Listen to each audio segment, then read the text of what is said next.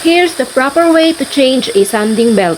Una, siguraduhin nakapatay at naka-unplug ang belt sander para sa safety.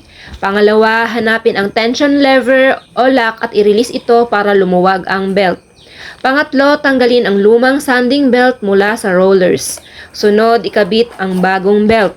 Siguraduhin tama ang direction ng arrow ayon sa ikot ng makina. Pagkatapos, ibalik at ilock ang tension lever para maayos ang higpit ng belt. I-check kung naka-center at pantay ang belt. At panghuli, i-on sandali ang makina para masiguradong smooth at maayos ang takbo. At ayan, ready na ulit gamitin ang iyong belt sander. Para sa mga nagtatanong kung saan nabili ang sanding belt, nasa comment section po ang link.